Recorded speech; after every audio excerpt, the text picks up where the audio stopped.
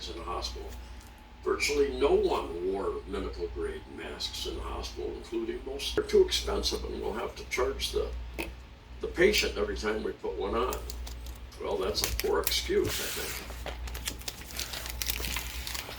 For those of you who are interested, I think YouTube is one of those great media companies that still doesn't allow you to talk about specifics of masks, so I'm not going to get into any more details. You can find regarding this policy.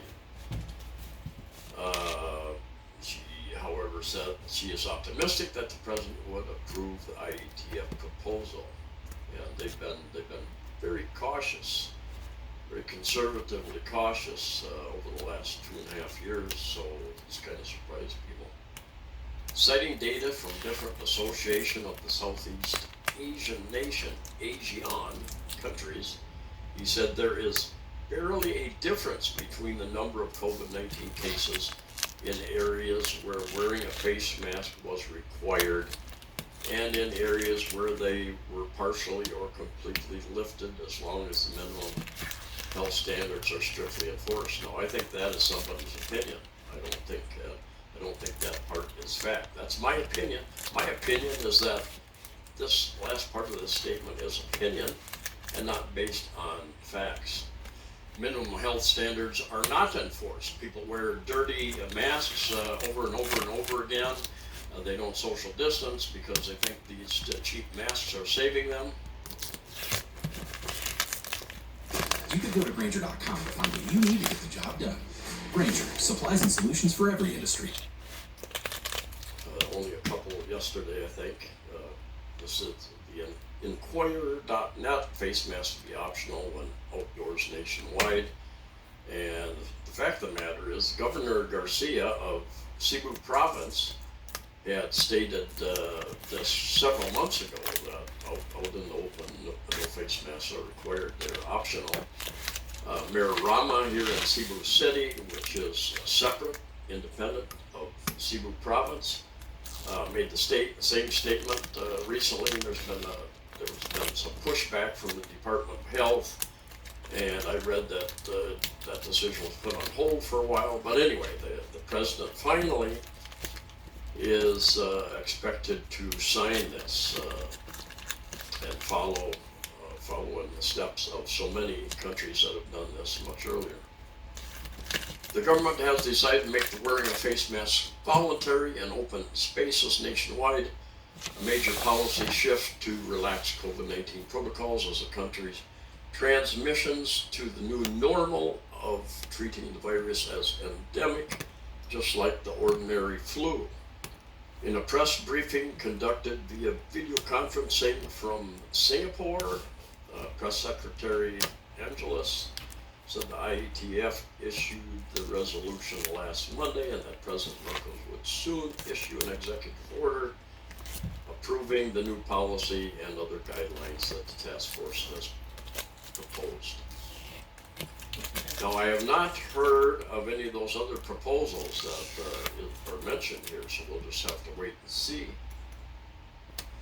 So that is a small step, a very small step, I will say, because I suspect that many businesses and malls will still require it because it's not outdoors. So the Philippines has a long ways to go to catch up with much of the rest of the world who have dropped all requirements. No vaccine required, no face mask required to travel and to enjoy. Most people, 99% of people. Scheme. Jeff Bezos enters a Twitter battle with Carnegie Mellon professor Uju Anya over her response to Queen Elizabeth's death. Her death, that is, on Thursday. Anya tweeted following the announcement of the Queen's worsening condition that she wished the monarch a, quote, excruciating death.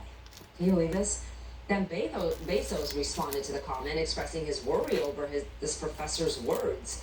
The Amazon executive stated Anya is supposed to be making the world a better place, but her comment says otherwise. Anya responded to Bezos attempting to cut down the businessman for what she calls his merciless greed.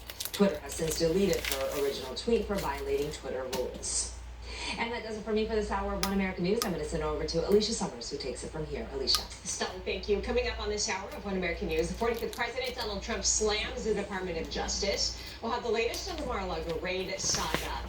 Plus, while a federal judge has granted Trump a special master, the fight over documents is far from over. How the Biden administration is countering.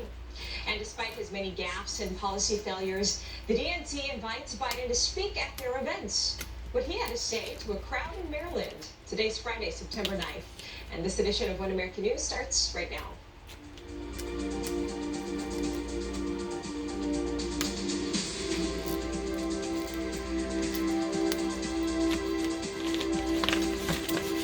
A monster was attacking, but the team remained calm. Because with Miro, they could problem solve together and find the answer that was right under their nose. Or his nose. The President's Department of Justice appeals a federal judge ruling granting former President Donald Trump a special master following the raid of his Mar-a-Lago home. Thursday, the department appealed the ruling, claiming that allowing a special master to take time and review the documents could irreparably harm the investigation. Trump is arguing that the search warrant itself was overboard, and the judge ruled that he could be harmed by improper disclosure of sensitive information seized. And Donald Trump slams Biden's DOJ for appealing the special master request. Once again, this is a detailed report in a series of posts on Thursday. Trump said that the department was wasting millions of taxpayer dollars on this appeal. He said they would rather waste this money than use it to fight back against actual corruption in the government. Trump also claimed the agency is asking for his trust, despite spying on his campaign and lying to federal courts to obtain a FISA warrant. He said the judge who signed the order was very brave, whose wise words have rang throughout the nation. The Biden administration is once again trying to gaslight the American people into thinking their policies have improved America's economy. Here's One America's Thomas Ferguson with more. The Biden administration is touting their so-called economic blueprint, saying the first 2 years of his term were two of the most productive in history. The White House released a 58-page document on Friday, which boasts job and wage gains and, quote, bold and decisive action from the administration as the country continues to recover from losses caused by lockdowns. Biden also claimed on Twitter that his first 2 years in office have, quote, spurred the strongest economic recovery in recent history. This document comes after Treasury Secretary Janet Yellen spoke in Michigan on the current administration's economic plan. Our plan paraglide the inflation. Next is increasing competitiveness in American industry by class Americans by reforming taxes to ensure household tax on those making less than $400,000 a year are never raised. The document was released as Biden heads to Ohio to oversee the groundbreaking of a new manufacturing facility for Intel, something the administration attributes to the passage of the CHIPS Act earlier this year. Thomas Ferguson, One American News. Well, the president continues to try and sway voters ahead of the midterm elections. One America's Jericho Dancel explains.